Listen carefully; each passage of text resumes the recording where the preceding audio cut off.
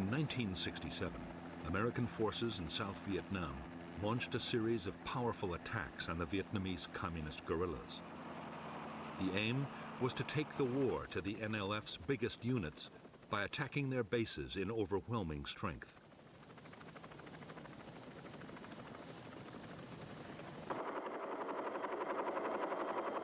The Americans hoped that the guerrillas would stand and fight. They could then annihilate them with vastly superior firepower.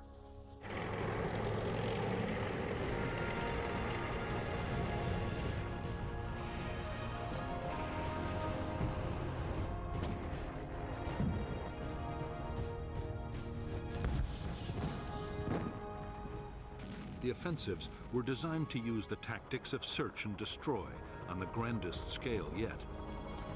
Some of the biggest helicopter operations of the war were mounted to try and trap entire Viet Cong regiments. More guns and aircraft were called in to support the attacks than had ever been unleashed on a Vietnam battlefield.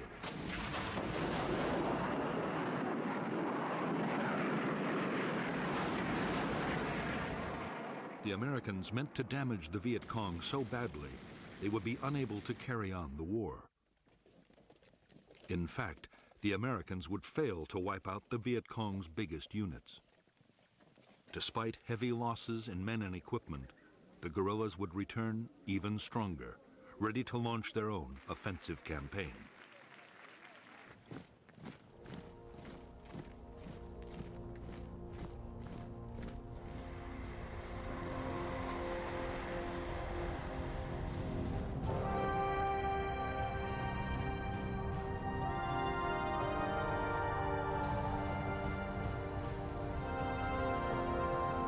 By mid-1965, the mission of American troops in South Vietnam was changing fast. They had come to secure air bases, but now they were actively looking for combat with the Viet Cong. On May 18, 1965, the 173rd Airborne Brigade, the first U.S. Army infantry unit to arrive in Vietnam, began operations.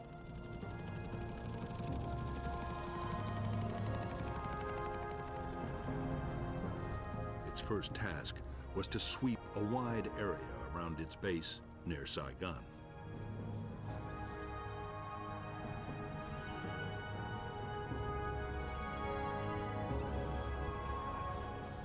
The 173rd met no real resistance. There were thousands of Viet Cong troops in the Saigon area, but they remained elusive.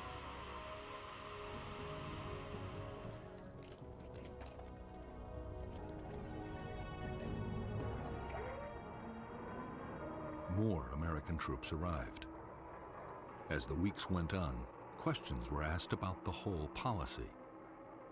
Was it wise to send a conventional army with its slow-moving, heavily armed infantry, its planes, its tanks, against guerrilla units that might be impossible to pin down?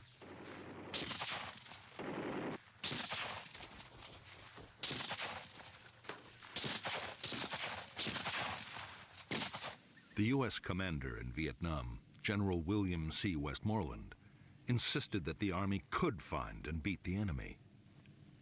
There were soon encouraging signs. In August 1965, in Operation Starlight, U.S. Marines surrounded a Viet Cong regiment of 2,000 men and defeated them in a full-scale battle.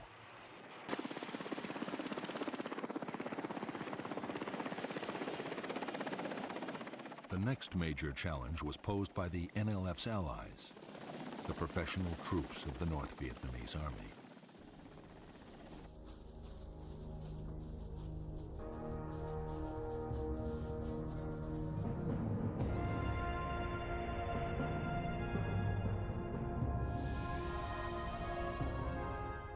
By September 1965, two North Vietnamese Army regiments, the 32nd and the 33rd, had moved down the Ho Chi Minh Trail and infiltrated from Cambodia into South Vietnam.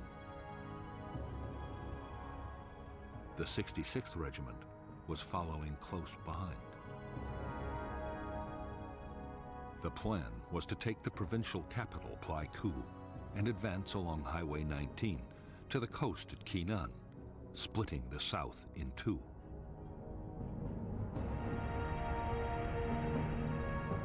The Americans were determined to block the NVA's attempt to reach Kinan. The idea was to place in the Anke Valley the most mobile force they possessed, the 1st Air Cavalry Division.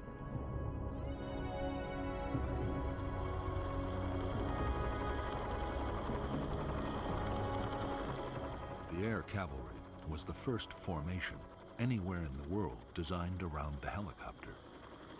The division was 15,000 strong and had 480 machines, 5 times the number of a normal infantry division. The whole idea had, until recently, been an experiment with an eye to any future war in Europe. No one really knew how it would work in a place like Vietnam.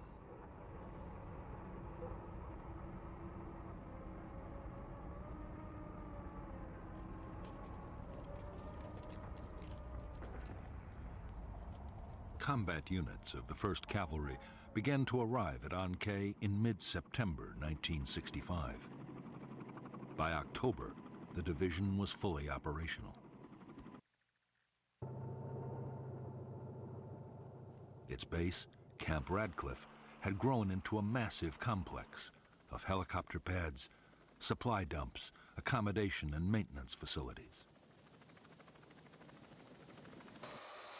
For the officers and men of the Air Cavalry, there was a great deal to prove, and they were determined to take the battle to the enemy.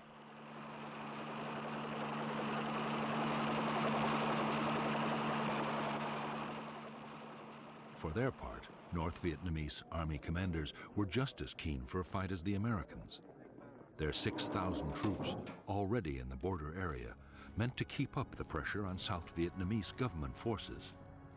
At the same time, they aimed to find out how well U.S. troops would fight and how their own soldiers would cope with American weapons and tactics.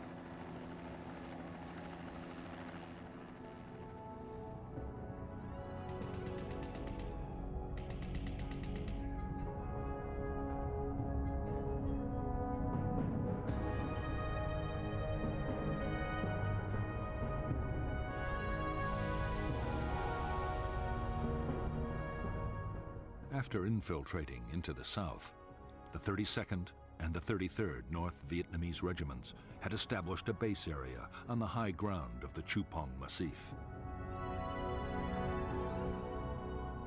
On October 20th, 1965, the 33rd Regiment laid siege to an American Special Forces camp at Plai Mai. After a siege that lasted 6 days, the South Vietnamese Army, backed by the U.S. Air Cavalry, secured that camp, and both NVA regiments withdrew to the Chupong. There they meant to join with the newly arrived 66th Regiment before renewing their campaign.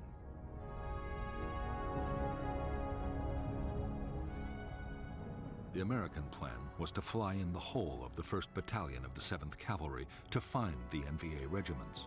It was the first time U.S. troops would face NVA regulars. The first step was to create an artillery fire support base near the Chupong at Landing Zone Falcon. Next, the lead elements of the 1st Battalion landed at LZ X-Ray. Right in front of them were nearly all the 66th and 33rd NVA regiments.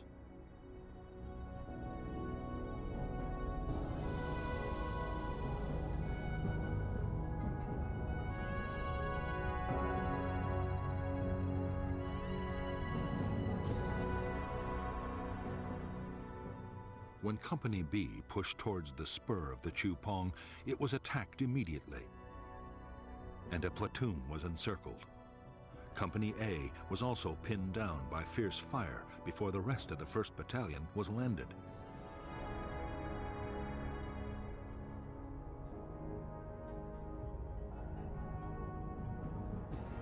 A and B companies then launched attacks to relieve the encircled platoon, but were driven back.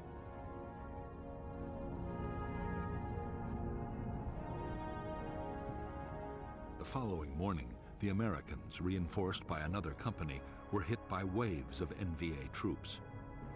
Heavy fire support wreaked havoc on the attackers, and by now another American battalion was on its way overland.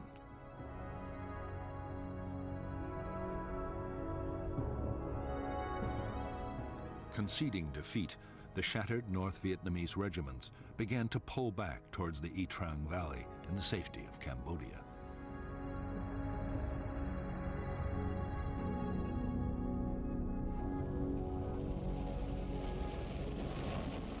After the fight at LZ X-Ray, the Chu Pong was bombed by almost 100 B-52s, each unloading 17 tons of high explosives.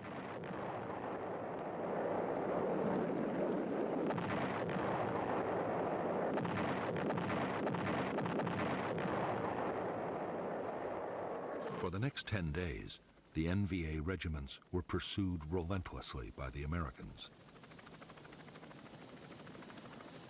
But although the North Vietnamese were in retreat, they were still capable of hitting back.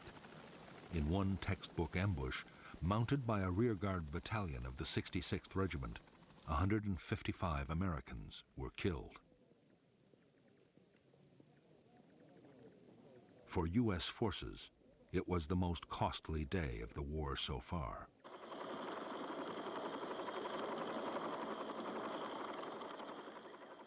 In the Battle of the Y Trang Valley and the Plai Khu operation, the 1st Cavalry Division lost 300 dead. But the NVA had suffered much worse. 1,300 North Vietnamese soldiers had been killed and many more wounded. It was a clear-cut victory for the Americans. 2 enemy regiments were all but smashed, and there was now little danger of South Vietnam being cut in two.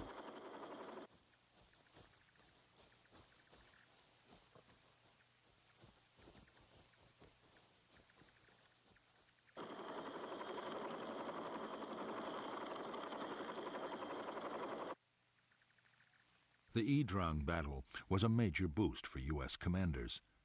It seemed to prove their strategy was the right one.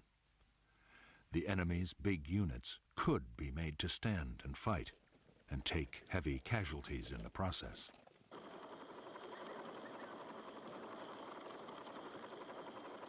If the Communists could be forced into more battles like Y Trang, they would quickly suffer such losses they would have to abandon their whole campaign.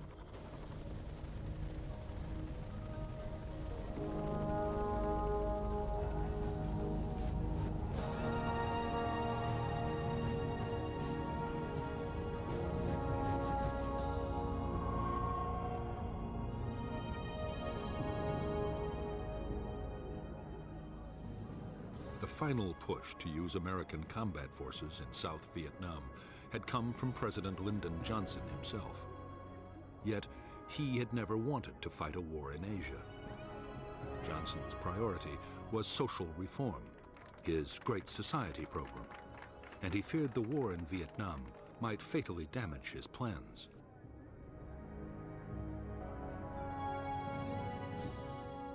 The problem for Johnson was that if the war grew unpopular, it could cost him the political support his program needed.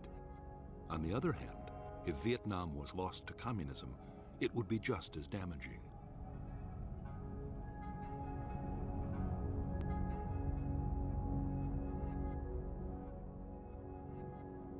The only solution that Johnson could see, and the one agreed with his Defense Secretary Robert McNamara, was an uneasy compromise.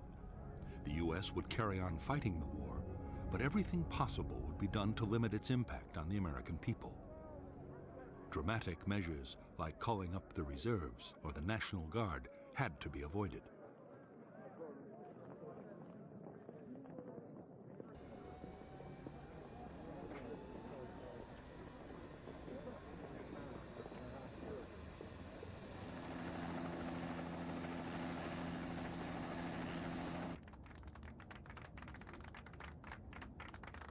Above all, Johnson was determined to keep China and the Soviet Union out of the conflict in Vietnam.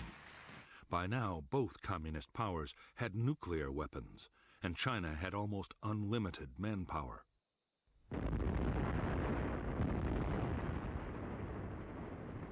fighting the Chinese in Asia, would demand millions of American troops and cost untold casualties.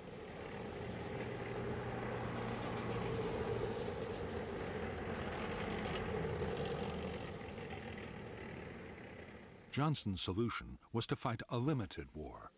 He restricted the bombing campaign against North Vietnam to personally approved targets.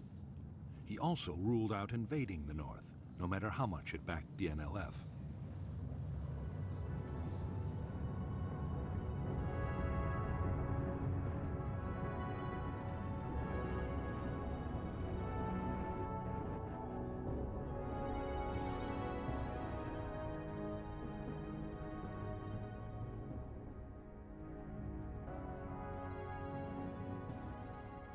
In fact, General Westmoreland, the U.S. commander in South Vietnam, had no desire yet to go into what he felt were communist sanctuaries in neighboring countries. But what he did want was a much more effective bombing campaign to cut the flow of supplies and men to the guerrillas.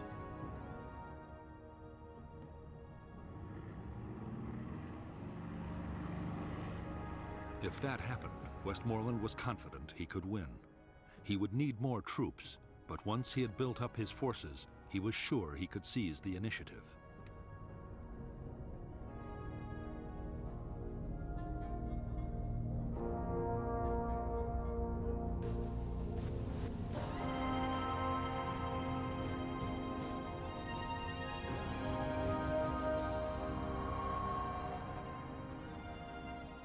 The leaders of the National Liberation Front were rarely able to meet. They were forced to gather in the strictest secrecy at a remote forest area near the Cambodian border.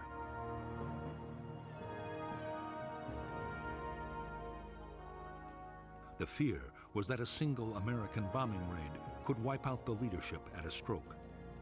Security was intense, and avoiding enemy units meant that some members had to travel for weeks to reach the conference.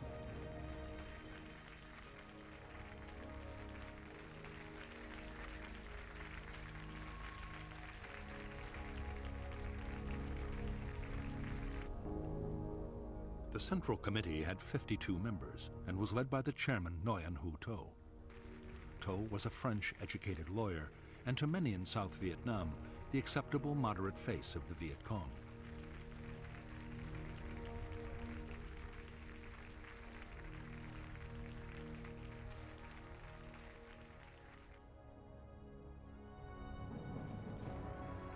But behind To were lifelong communists like the General Secretary Huon Tan Phat, an architect and the NLF's foremost thinker.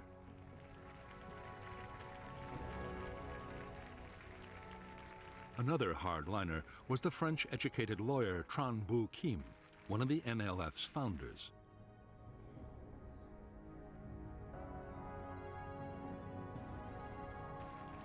By now, Northerners were in almost full control of the military command, and through them, North Vietnam was making sure its policies were followed. The NLF guerrilla army was even more closely controlled by the North. Its top commander was a North Vietnamese Army General Nguyen Chi Thanh. Thanh was noted as a political firebrand and wanted to stay on the offensive, whatever the cost or the dangers.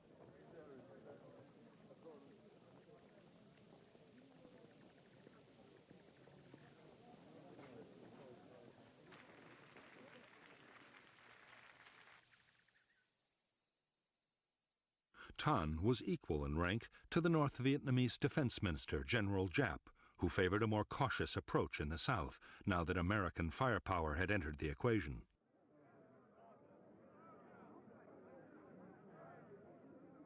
By the end of 1965, Giap was winning the argument. The result would soon be felt on the battlefields of South Vietnam.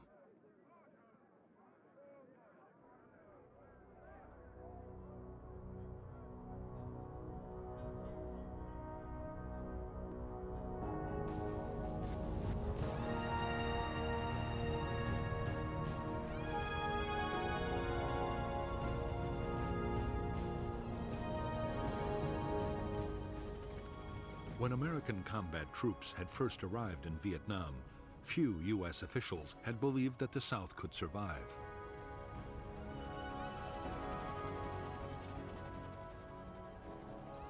By the end of 1965, the picture had changed dramatically.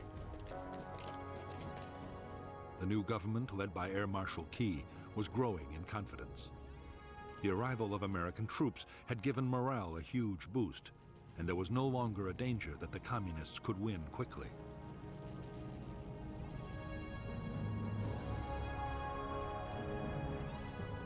For General Westmoreland, the next stage was to go on the offensive against the Viet Cong. His aim was to take on the enemy's big formations on the battlefield and eliminate them one by one.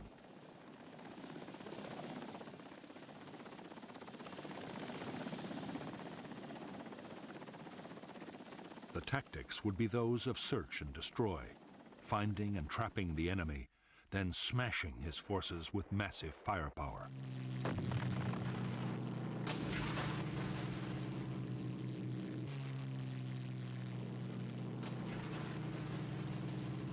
General Westmoreland's strategy would be to wear the Viet Cong down by relentless attrition.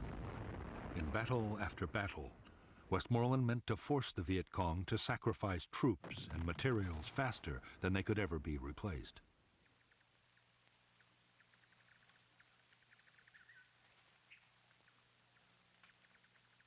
The measure of success would be the amount of supplies destroyed, the number of bases knocked out, and above all, the body count, the number of enemy soldiers actually killed in battle.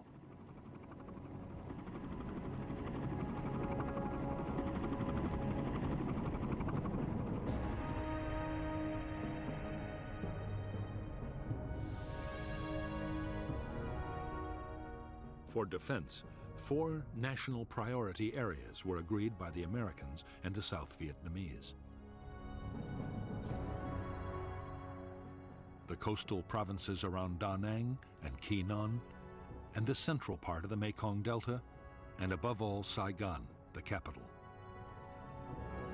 These were to be first consolidated and then made the springboards for large-scale search and destroy operations against enemy units and base areas.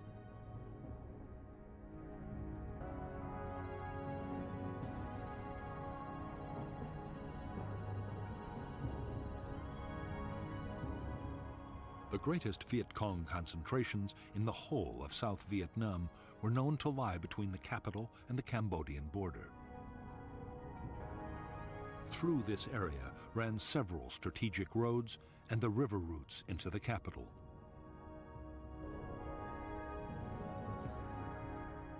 There were believed to be enemy bases in the Iron Triangle, War Zone C, and War Zone D.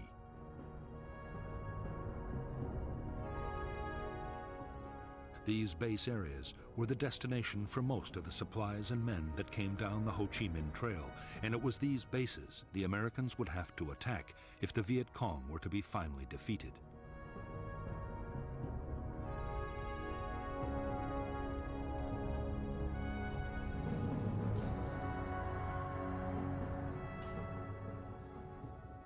A key part of the American strategy was to stop the Viet Cong, replacing the men and supplies they lost in battle.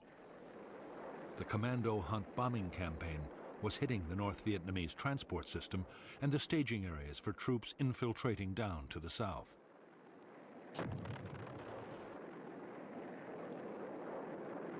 During 1965, U.S. aircraft had flown 55,000 individual sorties over the north.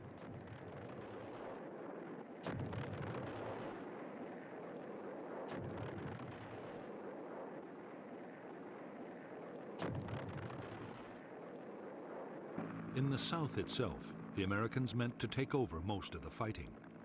The U.S. forces were better armed and trained than South Vietnamese government troops.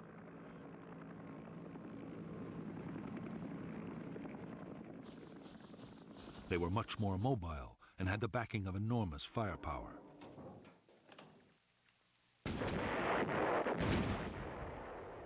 Meanwhile, to the intense frustration of many South Vietnamese army commanders, Government forces would deal mainly with local security. Only elite units would take part in offensive operations.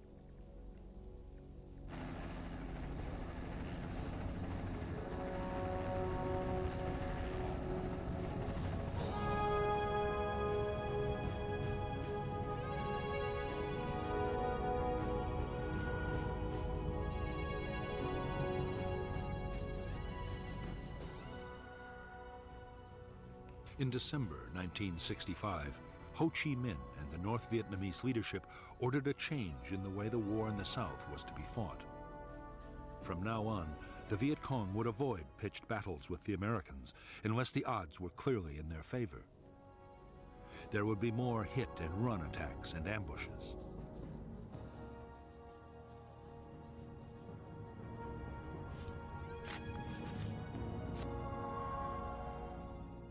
To counter the American buildup, Viet Cong recruitment would be stepped up, and more North Vietnamese army troops would be infiltrated into South Vietnam.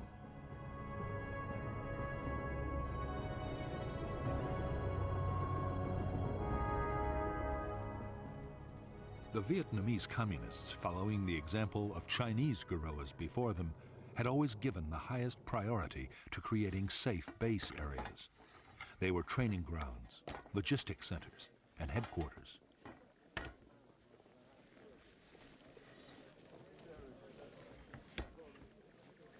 They also offered secure sanctuaries for times when the war might go badly.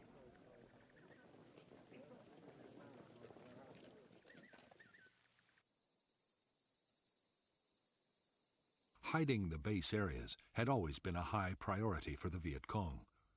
Now, with American spotter planes everywhere, it was more vital than ever to protect them. In remote swamps or forests, there were few problems, but nearer the capital, it was much more difficult.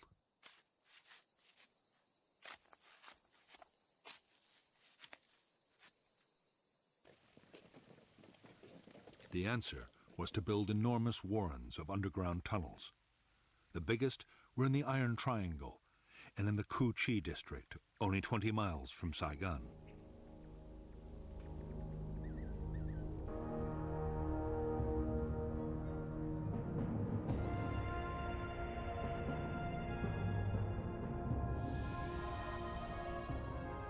In the Cu Chi base area, any facility used by the guerrillas, like a conference room or training area, had almost instant access to the safety of underground.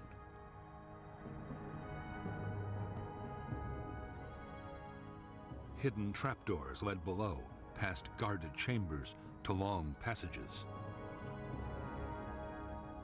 At regular intervals, branches led back to the surface and other secret entrances.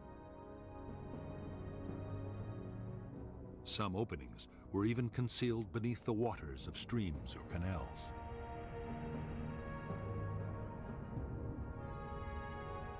At the deeper levels, there were chambers carved out for arms factories and a well for the base's water supply. There were storerooms for weapons and rice, and there was sometimes a hospital or forward aid station.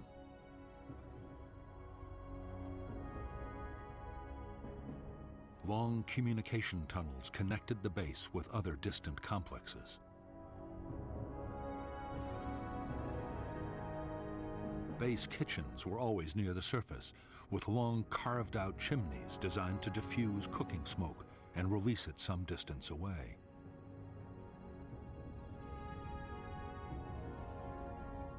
Near the kitchens were the guerrillas' sleeping chambers, where they could survive for weeks at a time if need be. Everywhere on the top level, there were tunnels leading back upwards to hundreds of hidden firing posts for defense of the base.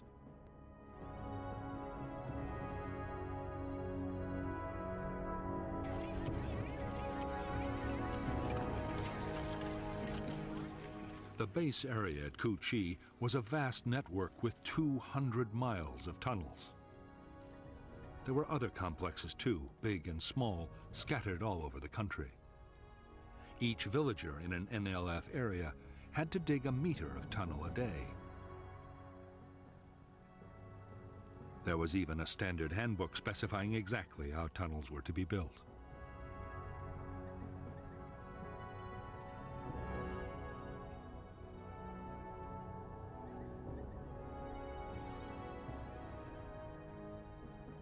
The orders coming from NLF headquarters were absolutely clear. Tunnels were not to be treated as mere shelters. They were to be fighting bases, able to provide continuous support for troops.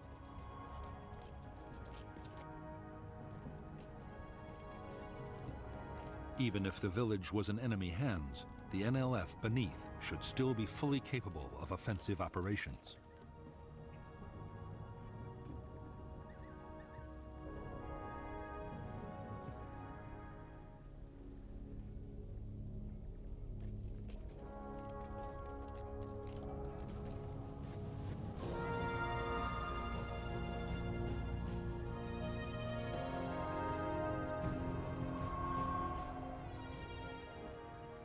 When Washington had decided to send American troops to fight the Viet Cong, the biggest question had been how many would be needed to win.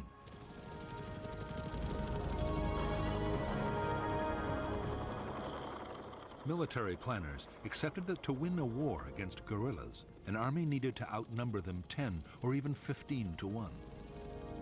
But American generals were now arguing that the Viet Cong was no longer a guerrilla force, but a conventional army of big units.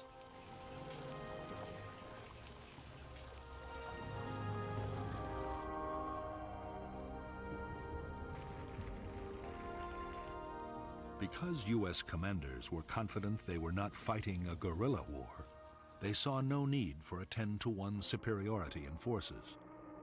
Against a regular army, 3-to-1 was usually considered enough.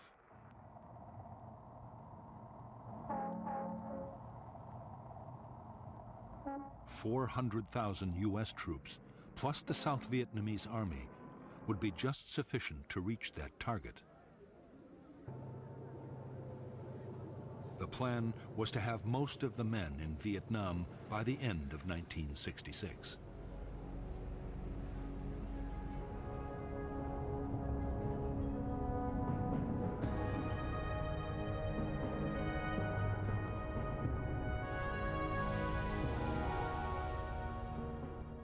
The South Vietnamese army had divided the country into 4 tactical zones, with an army corps in each.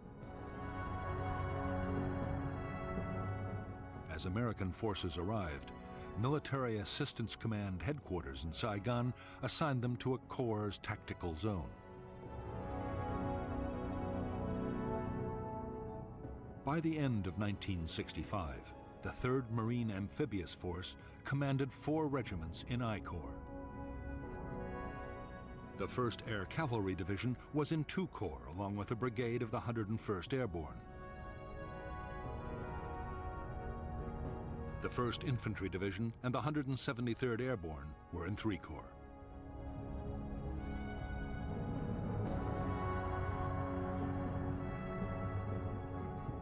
During 1966, the plan was to build up U.S. strength by 2 Marine regiments, 3 Army divisions, an armored cavalry regiment, and 2 light infantry brigades.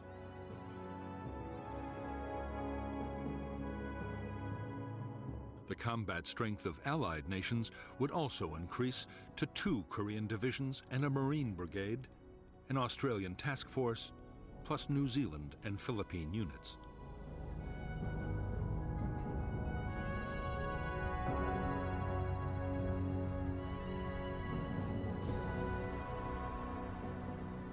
By late December 1965, almost 150,000 U.S. troops had arrived in Vietnam. The Air Force had over 500 aircraft at 8 bases. The huge scale of the buildup had placed an incredible strain on facilities and installations.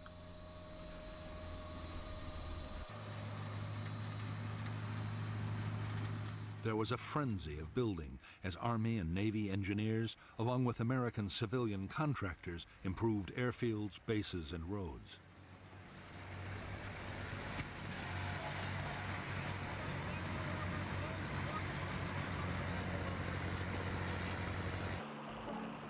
most ambitious construction project of all was a gigantic port and logistics base at Cam Ranh Bay. The whole effort was to cost $100 million, but the new facility would quickly ease the pressure on Saigon's overloaded docks. By now, American supplies arriving in Vietnam by sea were topping 300,000 tons a month and rising fast.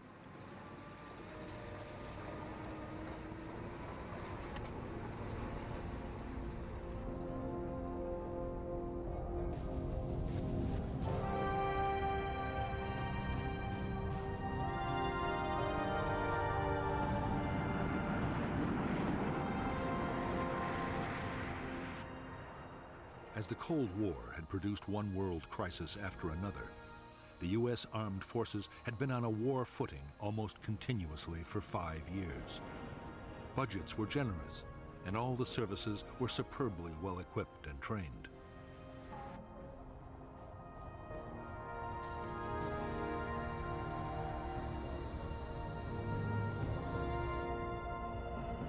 Many American officers and NCOs already had combat experience in Vietnam as military advisors.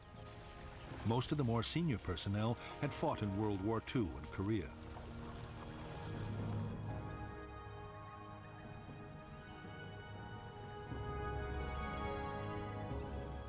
But for the enlisted men, many of whom were draftees, their training programs rarely prepared them for what was to come.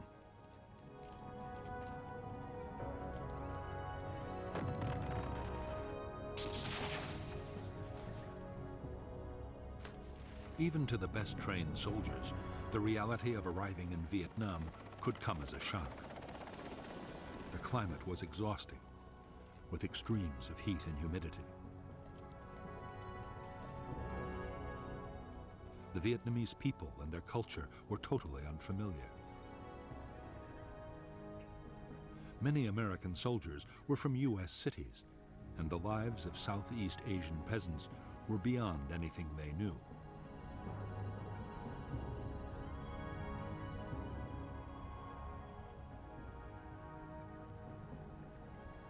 But in spite of the strangeness of the world in which they had come to fight, at this stage morale was high amongst American troops in Vietnam. There was confidence in the Army's leadership, and most units had a strong sense of camaraderie. There was also the knowledge that a soldier's basic tour of duty was a finite 13 months and 14 days.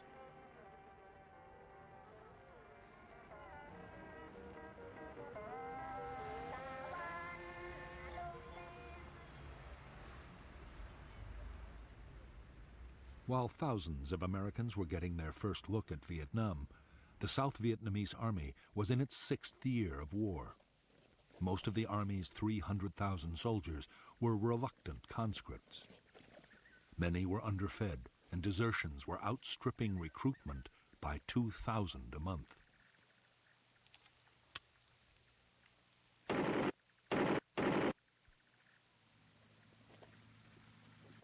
As for the officers, corruption was rife, and many sold their units food and supplies. The most senior commanders had nearly all been appointed for their political and family connections.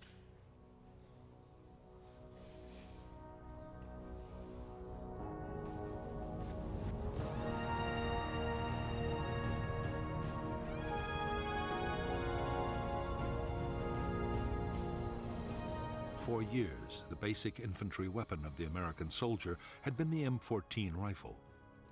It was a dependable weapon, but was unstable when fired on full automatic.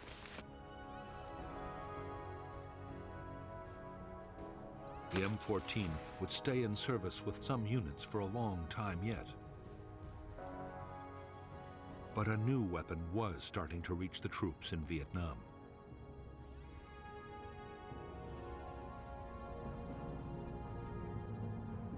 The M16 was a light, compact assault rifle made of metal alloy and plastic. It was effective up to 400 yards and had a very high rate of fire.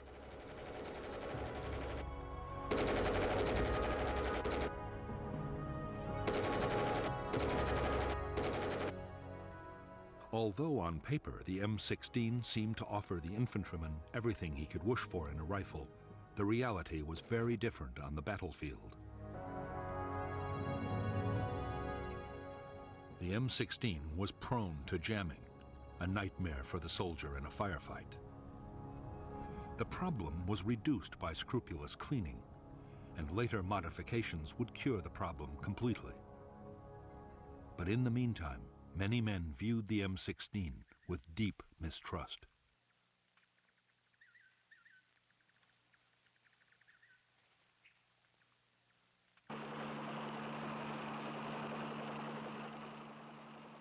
In an American infantry platoon, the most valued weapon of all was the M60 machine gun. The M60 could fire more than 100 rounds a minute and had a range of 1,000 yards. The gun was usually operated by a two-man crew, but it could also be fired from the hip. The M60 was extremely robust and well suited to the harsh conditions of battle in Vietnam.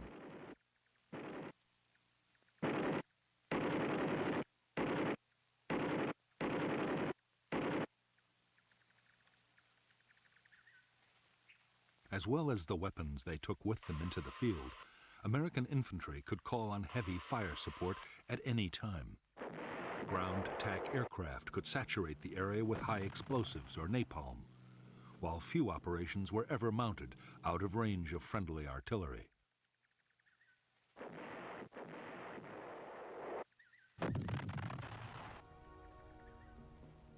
Unlike aircraft, guns were not affected by weather or visibility, and they were extremely accurate.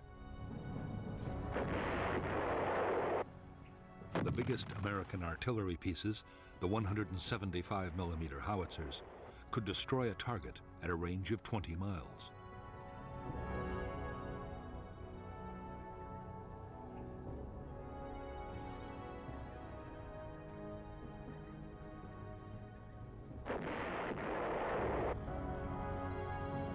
By now, every infantry division depended heavily on helicopters to maneuver its forces on the battlefield and to carry supplies and heavy equipment. For the Army, the basic infantry transport helicopter was the UH-1 Huey. The men called it a slick because its frame was uncluttered by guns or rockets.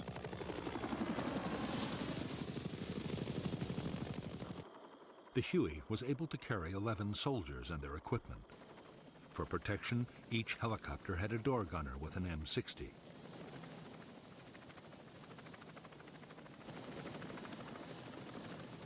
As well as Hueys for transporting infantry and general supplies, there were Huey gunships for escort and assault.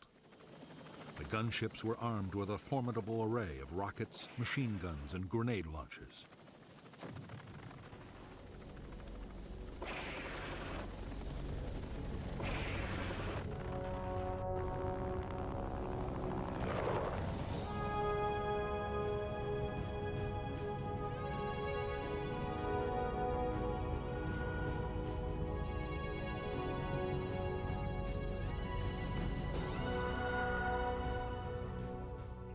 By the end of 1965, the total strength of the NLF and North Vietnamese Army units in the South had grown to 206,000 men and women. Of these, 36,000 were main force NVA troops. The rest were regional and local guerrillas.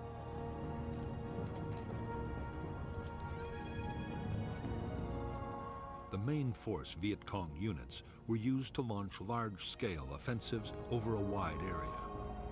They were uniformed, full-time soldiers. Regional forces were also full-time, but they operated inside their own districts. If necessary, their units could come together to make bigger formations for a large-scale attack. If enemy pressure became too great, they could break again down into smaller units and scatter.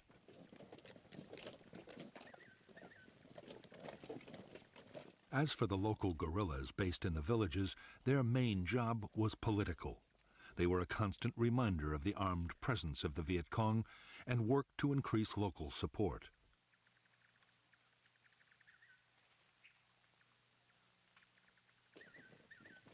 They were also expected to defend nearby installations like bunkers and tunnel complexes.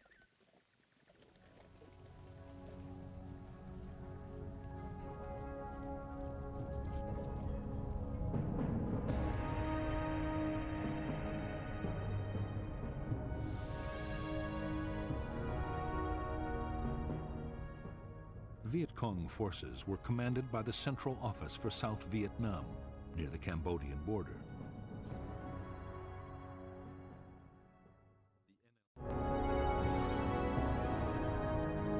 The NLF also controlled more than 40 local and regional battalions.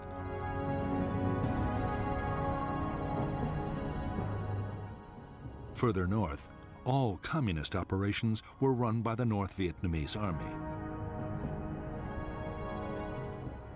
The NVA deployed 3 divisions and 9 independent regiments.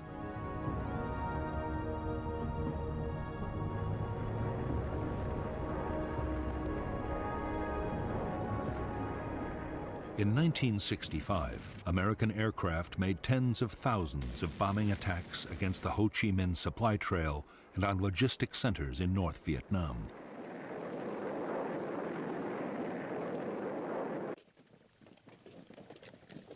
In spite of their efforts, the Viet Cong were getting more weapons and reinforcements from the north than ever before. The average Viet Cong unit was now better armed than at any time in the movement's history.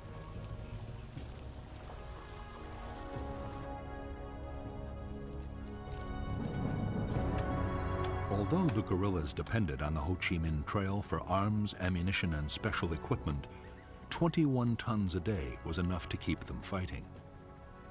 Their other needs were met inside South Vietnam.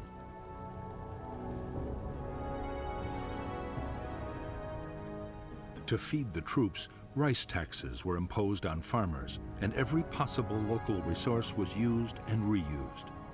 Nothing was wasted.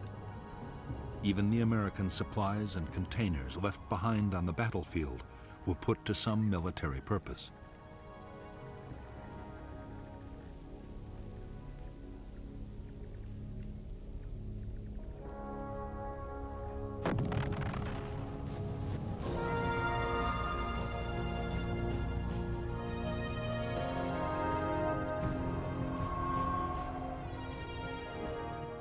In the last 12 months, the Viet Cong had suffered terrible losses. 40,000 had been killed or captured in 1965. Yet the casualties had little effect on Viet Cong fighting strength. Losses in main force units were easily made up from the ranks of the local guerrillas.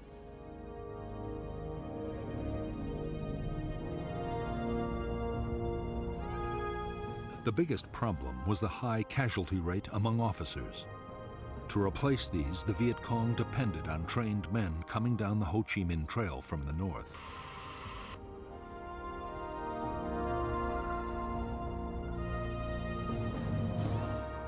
One in 10 Viet Cong were now northern, and the Viet Cong was increasingly run by the northerners right down to the village level.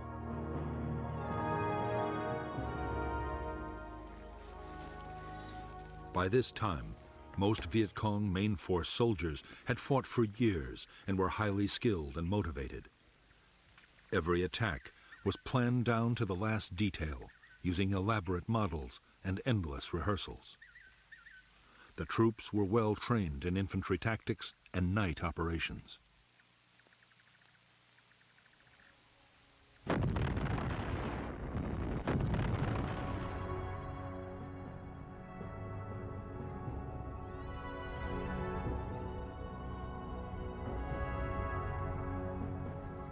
They were also masters of camouflage.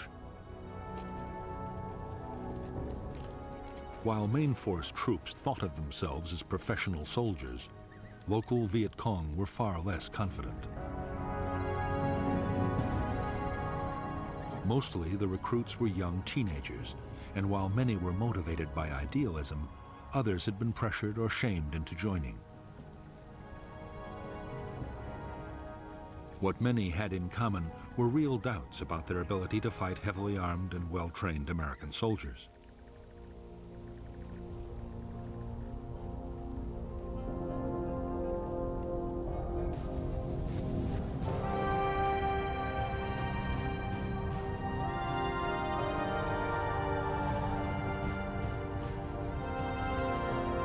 Most main force Viet Cong troops were now armed with a superb assault rifle.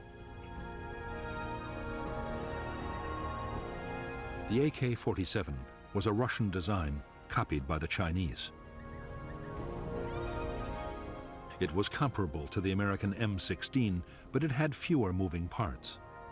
The stock was wood, not plastic, and was far more reliable in Vietnam's testing conditions. The AK-47 also had the advantage of a 30-round magazine compared to the 20 of the American rifle.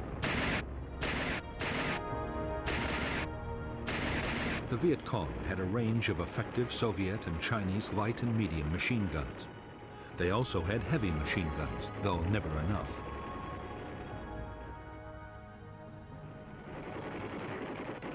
The bigger weapons were especially valued for defense against American helicopters.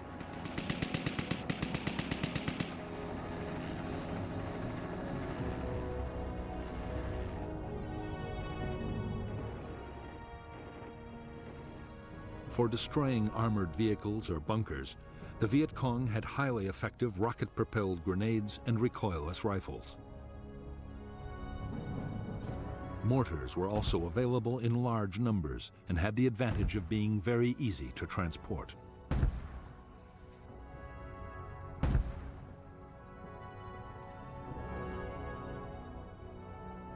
Many weapons, including booby traps and mines, were homemade in the villages. The materials ranged from scavenged tin cans to discarded wire, but the most important ingredients were provided by the enemy.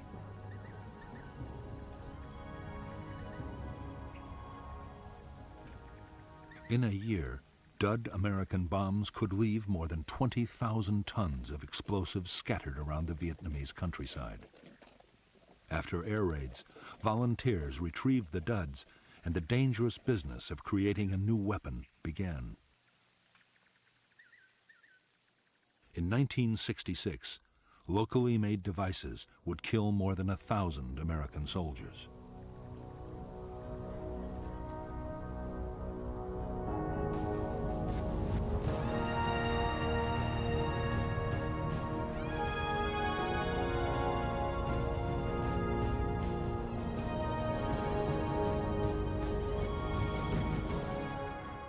For General Westmoreland, the close of 1965 marked the end of the defensive stage of the American war in Vietnam. In the coming year, he meant to complete his buildup. Then he would launch the full-scale offensives that would lead to final victory.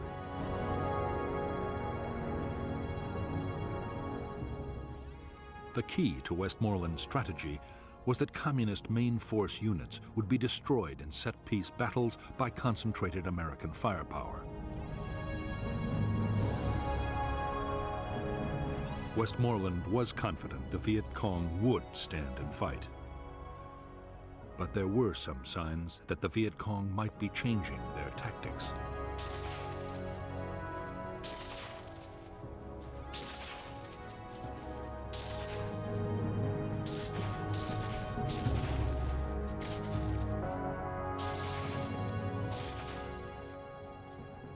In the last weeks of 1965, the Viet Cong concentrated their attacks on poorly defended targets, like isolated outposts and remote towns. Strong South Vietnamese or American forces were making contact with big guerrilla units less and less often. At the same time, there were more sniping incidents and ambushes. As a result, while Viet Cong casualties went down, American and South Vietnamese army losses increased dramatically.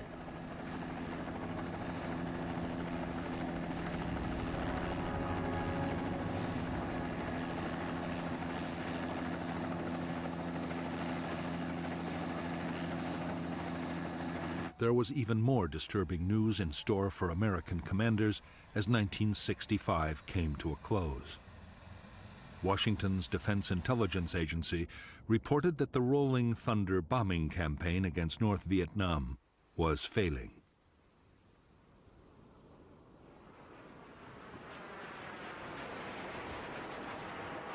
After 10 months of increasingly fierce air attacks, the North showed no signs it was about to give up its support for the Viet Cong.